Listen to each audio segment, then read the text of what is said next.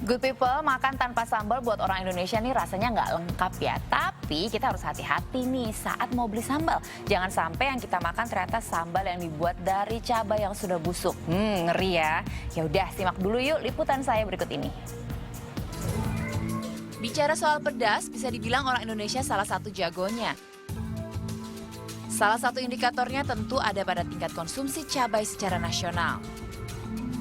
Data dari Setjen Pertanian Republik Indonesia tahun 2019 hingga tahun 2021, konsumsi cabai besar meliputi cabai merah dan cabai hijau pada rumah tangga diprediksi meningkat hingga 2,26 kg per bulan.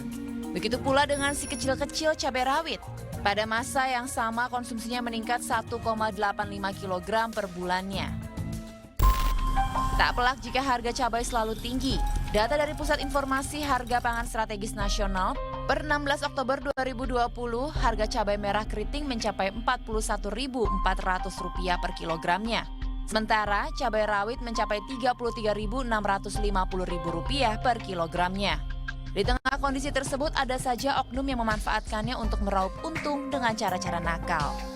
Di antaranya, olahan saus sambal berbahaya.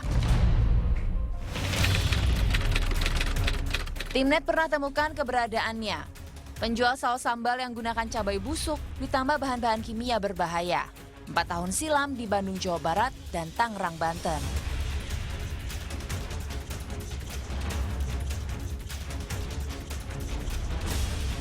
Ini jadi pengingat tentunya bagi kita agar berhati-hati dalam mengkonsumsi cabai, terutama yang sudah diolah menjadi sambal botolan.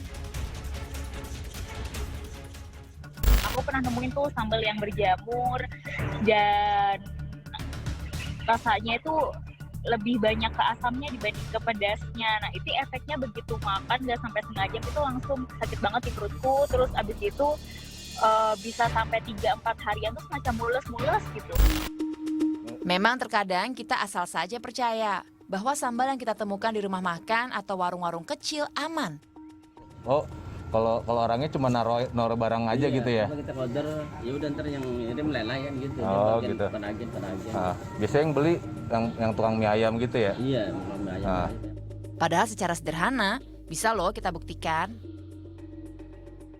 Nah, kalau saus sambal yang asli benar-benar terbuat dari cabai, ketika dituangkan itu teksturnya akan lebih cair. Tapi kalau saus sambal yang dicampur dengan ubi atau pepaya, ketika dituangkan itu teksturnya terlihat sekali sangat kental. Nah, yang kedua, kalau saus sambal asli dicampurkan dengan air putih atau air bening, biasanya itu lebih mudah berbaur dengan airnya. Tapi kalau saus sambal yang sudah bercampur dengan bahan-bahan lain, ketika dituangkan dengan air putih itu akan sulit berbaur.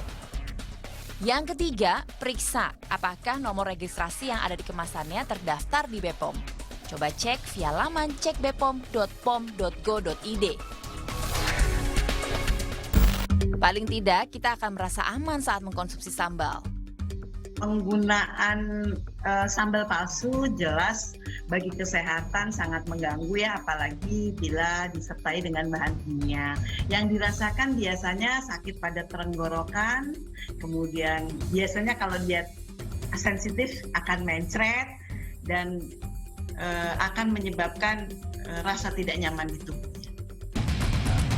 Good people, meski cabai juga membawa manfaat bagi kesehatan tubuh seperti kaya akan vitamin C dan vitamin A, bahkan mengandung antioksidan, tapi jangan terlalu berlebihan juga mengkonsumsi sambal ya.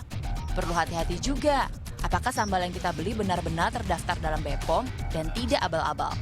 Jangan lupa, tutup kemasan botol sambal dengan benar dan simpan dalam kulkas supaya tidak mudah berjamur. Tia Gita, Oktaberi, melaporkan untuk NET.